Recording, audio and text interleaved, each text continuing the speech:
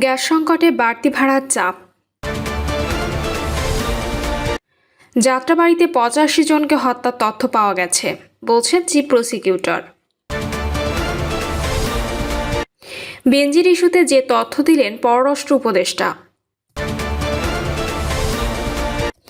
এবং সর্বশেষে জানাবো, নিজস্ব মপ না থাকলে মায়ের একটাও মাটিতে পড়বে না বললেন মাহফুজ। দর্শক শুনছিলেন সংবাদ শিরোনাম, এবার জানিয়ে দিব বিস্তারিত সংবাদ। তবে তার আগে অনুরোধ থাকবে ভিডিওটিতে একটি লাইক দিন এবং ভিডিও সম্পর্কে আপনাদের গুরুত্বপূর্ণ মতামত কমেন্ট করে জানিয়ে দিন। গ্যাস সংকটে বাড়তি ভাড়ার চাপ। দেশে চলমান গ্যাস সংকট এখনও কাটেনি। এর প্রভাবে রাজধানী সহ বিভিন্ন এলাকায় সিএনজি চালিত অটোরিকশা ও গণপরিবহনের তীব্র সংকট দেখা দিয়েছে। ঘন্টার পর ঘন্টা লাইনে দাঁড়িয়েও পর্যাপ্ত গ্যাস না পাওয়ায় অনেক যানবাহন সড়কে নামতে পারছে না। এর সরাসরি প্রভাব পড়েছে সাধারণ যাত্রীদের উপর। রাজধানী সহ দেশের বিভিন্ন এলাকার সিএনজি ফিলিং স্টেশন ঘুরে দেখা গেছে অধিকাংশ পাম্পেই যানবাহনের দীর্ঘ সারি। অনেক চালককে গভীর রাত থেকে পরদিন সকাল কিংবা দুপুর পর্যন্ত গ্যাসের জন্য অপেক্ষা করতে হচ্ছে। সিএনজি চালিত অটোরিকশা চালক আকবর হোসেন বলেন, সারা রাত লাইনে দাঁড়িয়ে সকালে মাত্র 200 টাকার গ্যাস পেয়েছি। গ্যাসে যদি না পাই তাহলে গাড়ি চালাবো কিভাবে? মহাজনের জমার টাকাই বা দেব কোথা থেকে? গ্যাসের অভাবে সিএনজি চালিত বাস ও অটোরিকশা বড় একটি অংশ সড়কে নামতে পারছে না। ফলে সকাল থেকে রাজধানীর বাস স্ট্যান্ড ও গুরুত্বপূর্ণ মোড়গুলোতে যাত্রীদের দীর্ঘ অপেক্ষা করতে দেখা গেছে। কর্মজীবী মানুষ, শিক্ষার্থী ও রোগীরা সময় মতো গন্তব্যে পৌঁছতে না পেরে চরম ভোগান্তিতে পড়ছেন। বনশ্রী থেকে গুলশানে অফিসগামী এক যাত্রী বলেন, অন্যদিন বনশ্রীর ই ব্লক এভিনিউ রোডে দাঁড়ালেই সিএনজি পাওয়া যায়, কিন্তু আজ 1 ঘন্টার বেশি অপেক্ষা করেও কোনো খালি গাড়ি পাইনি। যানবাহনের সংকটকে পুঁজি করে অতিরিক্ত ভাড়া আদায়ের অভিযোগ উঠেছে। যাত্রীদের অভিযোগ, অধিকাংশ সিএনজি চালিত অটোরিকশা মিটারে চলাচল করছে না। চুক্তিভিত্তিক ভাড়ায় স্বাভাবিক সময়ের তুলনায় দ্বিগুণ, এমনকি কোথাও কোথাও 3 গুণ পর্যন্ত নেওয়া হচ্ছে। বিকল্প না থাকায় অনেকেই বাধ্য হয়ে অতিরিক্ত ভাড়া দিয়ে যাতায়াত করছেন। পরিবহন মালিকদের দাবি, নিয়মিত গ্যাস না পাওয়ায় তাদের অনেকের বেশি যানবাহন অলস হয়ে আছে। এতে চালক ও মালিক উভয়ে আর্থিক ক্ষতির মুখে পড়েছেন। একই সঙ্গে গণপরিবহন ব্যবস্থাও চাপে পড়েছে। সংশ্লিষ্টদের আশঙ্কা, দ্রুত গ্যাস সরবরাহ স্বাভাবিক করা না হলে রাজধানীর পাশাপাশি দূরপাল্লা ও আন্তঃজেলা পরিবহন সেবাও আরও বড় সংকটে পড়তে পারে।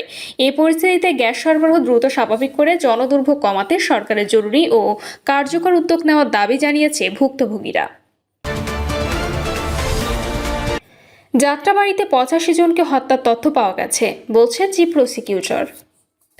2024 সালের জুলাই আগস্টে ছাত্র জনতার আন্দোলনে যাত্রাবাড়ীতে 85 জনকে হত্যার তথ্য পাওয়া গেছে বলে জানিয়েছেন আন্তর্জাতিক অপরাধ ট্রাইব্যুনালের চিফ প্রসিকিউটর মোহাম্মদ আমিনুল ইসলাম।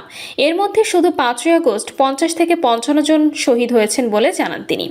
ডেমরার নবী টাওয়ার কনফারেন্স রুমে জুলাই গণ অভ্যুত্থানে যাত্রাবাড়ী শহীদ পরিবারের সদস্য ও আহতদের গণশুনানিতে তিনি এসব কথা বলেন।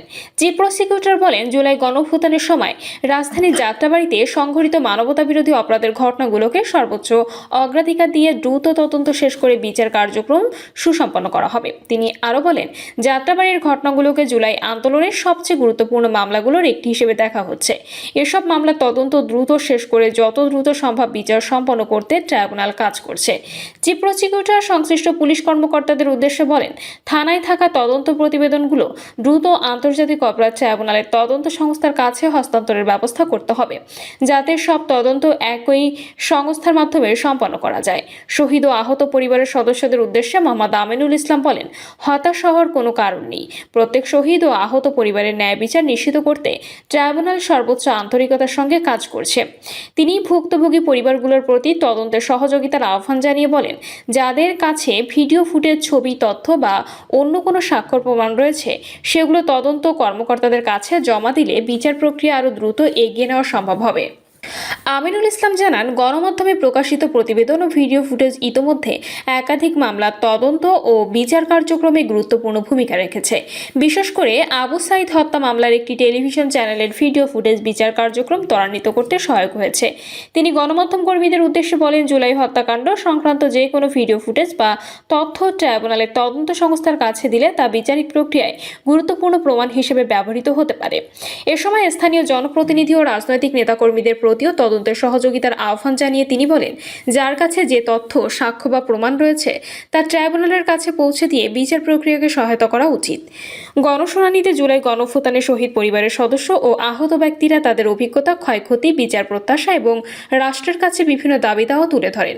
উপস্থিত কর্মকর্তারা তাদের বক্তব্য মনোযোগ দিয়ে শোনেন এবং ন্যায় বিচার নিশ্চিত করতে প্রয়োজনীয় পদক্ষেপ নেওয়ার আশ্বাস দেন। চিফ প্রসিকিউটরের কার্যালয়ের উদ্যোগে আয়োজিত এই গণশুনানিতে বিভিন্ন শ্রেণী পেশার মানুষ, ভুক্তভোগী পরিবার এবং সংশ্লিষ্ট ব্যক্তিরা অংশ নেন। পরে সাংবাদিকদের প্রশ্নের উত্তর দেন চিফ প্রসিকিউটর। এক প্রশ্নের জবাবে তিনি বলেন, প্রাথমিকভাবে যাত্রাবাড়ীতে জুলাই গণঅভ্যুত্থানে নিহত প্রায় 85 জনের নাম পরিচয় একটি তালিকা প্রস্তুত করা হয়েছে।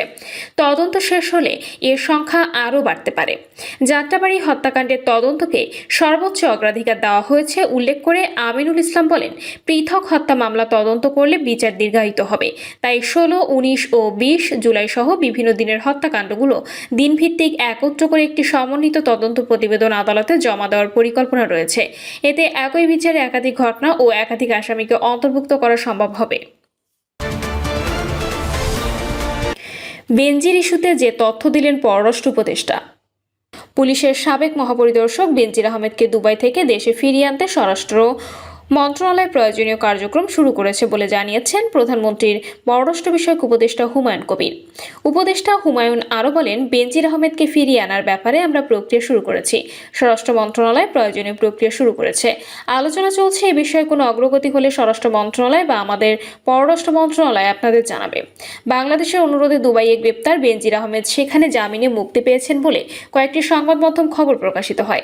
সেখানে বলা হয়, গত 27 জুলাই সংযুক্ত আরব আমিরাতের একটি আদালত শর্ত সাপেক্ষে বেনজিরের জামিন আবেদন মঞ্জুর করে। আইনি প্রক্রিয়া শেষে 30 জুলাই তিনি কারামুক্ত হন। দুবাইয়ে বেনজির আহমেদের জামিনে মুক্তি পাওয়ার বিষয়ে সাংবাদিকদের আরেক প্রশ্নের জবাবে হুমায়ুন কবির বলেন, এ বিষয়ে সর্বশেষ তথ্য আমার কাছে নেই। আমি বিভিন্ন বৈঠক থেকে এসেছি। বিষয়টি সম্পর্কে আপডেট না জেনে মন্তব্য করা ঠিক হবে না। স্বরাষ্ট্র মন্ত্রণালয় থেকে এ বিষয়ে হালনাগাদ তথ্য পাওয়া যাবে। নিজস্ব মব না থাকলে মায়ের একটাও মাটিতে পড়বে না, বললেন মাহফুজ। অন্তর্বর্তী সরকারের সাবেক উপদেষ্টা মাহফুজ আলম বলেছেন, ডানপন্থী জুলাইয়ের সংগঠনে ডান বিরোধীরা জায়গা পাবে না। দ্রুত ডান বা অডান জুলাই বেছে নিয়ে গা বাঁচান। নিজস্ব মব না থাকলে মায়ের একটাও মাটিতে পড়বে না। নিজের ফেসবুক আইডিতে দেওয়া এক পোস্টে এসব কথা লেখেন মাহফুজ আলম। পোস্টে তিনি লেখেন, জুলাই আদর্শিক অক্ষ অনুযায়ী বিভক্ত হয়েছে। ডানপন্থী জুলাইয়ের সংগঠনে ডান বিরোধী জায়গা পাবে না। অডানপন্থীদের জুলাই সংগঠনে ডানপন্থীরা জায়গা পাবে না।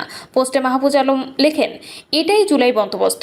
ডান বামের বাইরে যারা যেতে চাইবেন তাদের জন্য এতে আছে শিক্ষা। দ্রুত ডান বা অডান জুলাই বেছে নিয়ে গা বাঁচান। নিজস্ব মব না থাকলে মায়ের একটাও মাটিতে পড়বে না। অন্তর্বর্তী সরকারের উপদেষ্টার পদ থেকে আসিফ মাহমুদ সজীব ভুইয়ার পাশাপাশি মাহফুজ আলম পদত্যাগ করেন 2025 সালের 10 ডিসেম্বর। জুলাই গণঅভ্যুত্থানে নেতৃত্ব দেওয়া ছাত্রদের প্রতিনিধি হিসেবে অন্তর্বর্তী সরকারের উপদেষ্টা হিসেবে দায়িত্ব পালন করেন মাহফুজ আলম। তিনি তথ্য ও সম্প্রচার মন্ত্রণালয়ের উপদেষ্টার দায়িত্ব পালন করছিলেন। মাহফুজ আলম শুরুতে সাবেক প্রধান উপদেষ্টা ডক্টর ইউনূসের বিশেষ সহকারী ছিলেন। তিনি নিয়োগ পান 2024 সালের 28 আগস্ট। পরে ওই বছরের 10 নভেম্বর তিনি উপদেষ্টা হিসেবে শপথ নেন। প্রিয় দর্শক, এই ছিল এখনকার সর্বশেষ সংবাদ। আপডেট সব সংবাদ পেতে চ্যানেলটি সাবস্ক্রাইব করে বেল আইকনটি ক্লিক করে রাখুন।